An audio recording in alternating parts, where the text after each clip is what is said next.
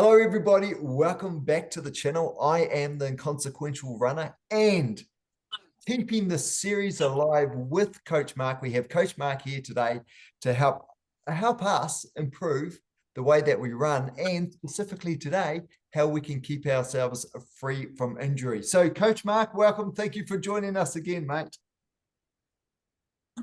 Yeah, cheers, Darcy. How are you going? Yeah, I'm going really well, really well. We need to talk about injuries today because nothing stops you from running more than an injury. Bad weather doesn't matter if you've got all the right clothes and you can get out for a run. Yeah, even work. I hope no one from work watches this, but I'll have a longer lunchtime and I'll shoot out for a run then. So nothing stops you or nothing stops you like an injury. So, Coach Mark, I'm just going to throw straight to you because those that watch this channel, you know what we do. We keep this short, sharp, and informative. So, Coach Mark, I'm going to throw to you in terms of what tips can you give us about how we can stay injury-free in our running lifestyle. What do you think, Coach Mark? Well, you're right, Darcy. Running is so enjoyable. It's something we just take for granted, really, until we do get injured. And how often do you hear someone say, and I know I've said it, you go, I can't believe my bad luck that I got injured. Oh, what bad luck? Well, the truth of the matter is that normally luck has very little to do with it. It's normally a result of something that's gone wrong in your training, really. And I'm not sitting on my high horse here, sort of preaching about this, because in my 40-odd years of running regularly, I've had more than my fair share of injuries. And I guess one value of me having all these injuries is I can pass on something to you. Well, let me ask you then. No, you don't need to apologize for that, because I think you're giving us something really good here. When you say, let me tease this out, when you say it's not bad luck, it sounds like we've got control. So if we do the right things the right way, we can actually control, I suppose, the extent we expose ourselves to injuries. We can control the balance of probability of injuries occurring. Is that what you're saying there? Well, we can really, yeah. Because if you think back to a lot of all the injuries we have, unless it's something just pure, which is bad luck, like running into a tree or that sort of thing, falling over or something. But normally it's really a result of you've exposed our body to a load that it's not prepared for, essentially. So and that could be two things. So either we've made changes to our training too rapidly, or we haven't had enough recovery between hard sessions. But they normally fall into those two categories generally. And by what I mean by changes too rapidly, so that's either bumping the mileage up too quickly. So that's a classic one. Suddenly running way quicker than we're used to. You might suddenly launch into speed work, and your body's not really prepared for that because you haven't been doing much of it. Doing some drill that you might have seen a YouTube video on, and maybe your body's not prepared for that. Suddenly wearing a totally different brand of shoe with a low heel drop or something, and launching straight into that into your normal training. Another classic one is people suddenly get right into hills, 4 hill sessions in the week, then they're injured by the 3rd week. So there's normally when you look back, that's the value actually of recording your training actually, either just normally on your GPS or keeping a diary of some sort, which I've always done. You look back and you go, I can see why that was brewing, really, because I did that. Okay. Yeah. When you talk about the YouTube one, resonates with me because I'll come across something on the YouTube going, hey, get out and do some hill repeats, 30 seconds up. And I go, that's a great idea. I've already run today, but let's go and get that done. So it's actually you get tempted with all of these things, which is actually one of the benefits, and it's in a previous video, I think, of having a coach, because then you've got a plan to stick to, and your coach will keep an eye on that, you know, those variables, making sure they don't change too quickly, like your weekly mileage. So not big jumps in your weekly mileage. And I suppose we just need to be patient Yeah, and that's just increase it slowly over time. What about this too? What about because what you were saying really resonates with me, and it's made me think, what about changing? So you've talked about hill work, speed work, but what about if you start running in the forest and you haven't run in the forest before? Say everything you've done is on the road. Do you also have to think about that sort of anything to do with blending in something new? You know, are you saying just do it slowly? And would that also include forest running? So if you've gone for one forest run, you don't want to do 2 or 3 others in that first week because it's so different. I don't know. Is everything, when you talk about that blending things in, does that mean everything that's different to what you've already done before, or? pretty much. It's very unlikely you get injured by just one particular run, unless say you did something really outlandish, like flat out 200-meter sprints or something, and you just haven't done anything like that. Yeah, that type of thing. But generally, if you ran in the forest, you're unlikely to get injured doing that. But if you've never run in the forest and you run in the forest, every day that week or 4 days that week, you put yourself in a big chance of getting injured. What I always try to do is in the week I try and have a variety of terrains. So and if I had a hilly run one day, I'll generally try and make the next run a flatter run, etc. That type of thing. So you're varying the stresses. And there are stages you periodize your training, and there's often periods where you do emphasize hills more, but you should still ease into those sort of things, and have certainly it really comes down to, I think, knowing your body as well, and monitoring your body and thinking, what can my body handle? How does it feel doing this? How does it feel afterwards? Did it handle that okay? Maybe I need to back off a little bit and then come back onto it, when I'm ready. It's the longer you run, the more those little warning signs. Yeah.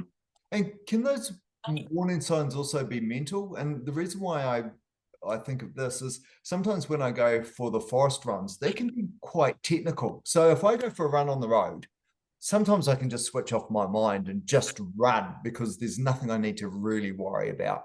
And it's nighttime and I see someone walking a dog. I want to know where the lead is, because sometimes the leads between the comes out of left field. So where I'm going with that is, so usually road runs I can switch off, but if it's a technical trail run, I can find I'm mentally exhausted by the end of it.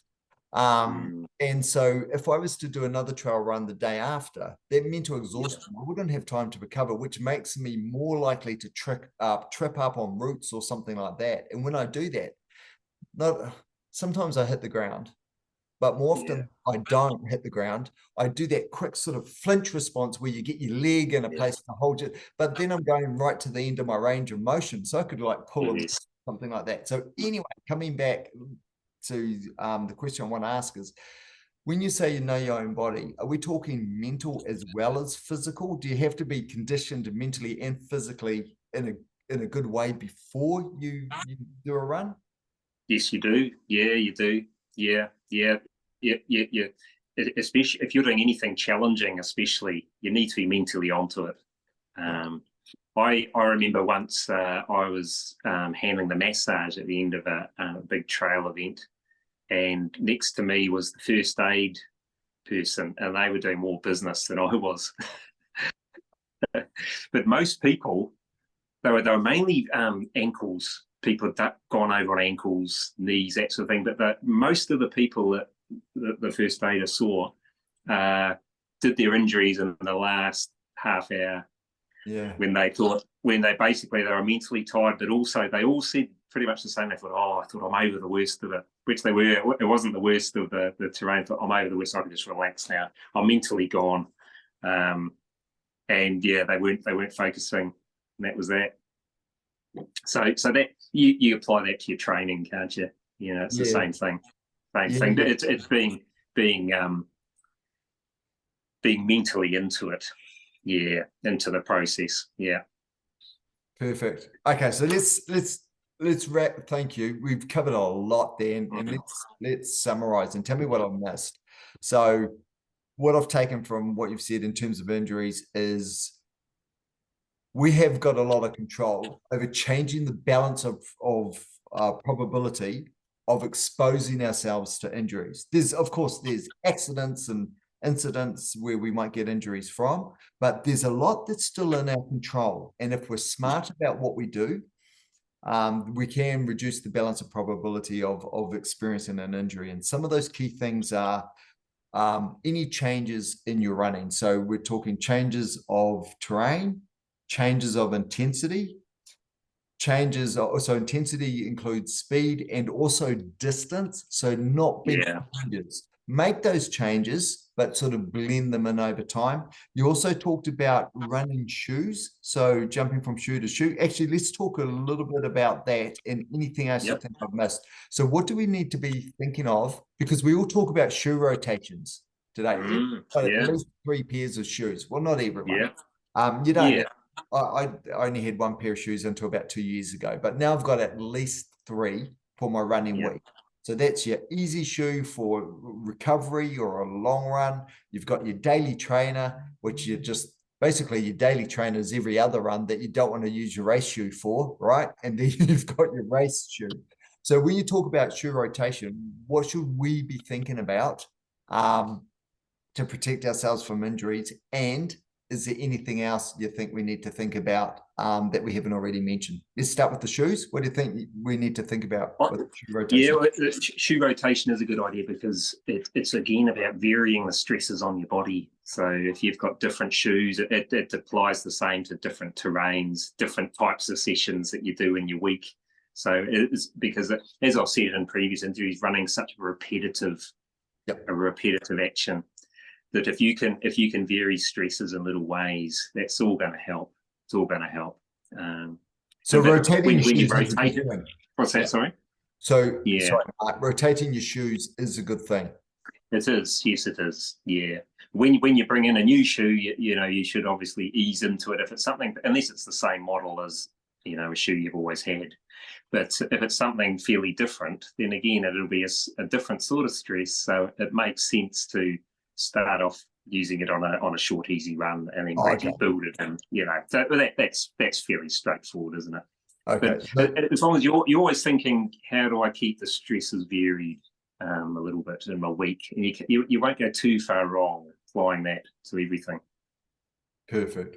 Okay, so we've got the shoes, we've got the intensity in regards to speed and distance, we've got changes in terrain. Is there any other big ones that is a final word that we need to be cognizant of for injuries? Or recovery. One thing I often tell people actually is, unless they've got a background of doing very fast running, which most of us haven't, since a few years ago, to accelerate gradually is a good rule of thumb. So you might work up to a good speed, but don't suddenly change speed. That's when a lot of people injure themselves. They suddenly go from jogging to sharp sprint, or a classic one is they hit a hill and suddenly launch into it. Gotcha. Yeah. So let me tell you what I do. So the interval training that you get me to do, so even if it's a 30-second interval, for me, it lasts about 40 seconds, because when I see I've got 5 seconds to go, I start winding up then, and I wind up slowly. So when it starts one of the 30, I've already had 5 seconds to wind up. That's the sort of thing. Very smart. Yeah, totally. All right. Hey, Mark, thank you so much for those insights. I know there's a couple of golden gems in there that anyone can take and go, that's something I need to be more cognizant of, and they can apply to their running. So again, Mark, thanks for being part of this video and imparting your wisdom. Really appreciate it. Great stuff. That are watching this video, the next one we're going to do is on recovery, something you touched on, Mark, making sure that we've got recovery days and we're both mentally and physically ready for the next training run. So If you're not already subscribed to this channel, you know it's free, it's easy to do. Click subscribe, and what that means is you get that little red dot that shows up on our icon every time we drop a new video, which if you're in New Zealand, it's every Monday and Thursday. And of course, if you're overseas in either Europe or some parts of America, you get it a day early. You get it on Sunday and Wednesday to do it. Oh, Yeah, yeah. Oh, the time and how it works around the world. You guys know how that works. Thank you so much. That's a goodbye from me, Mark. cheers. Good to see you again. This is the funniest video. All right, I'm going to cut it there. Nice one. Bye-bye.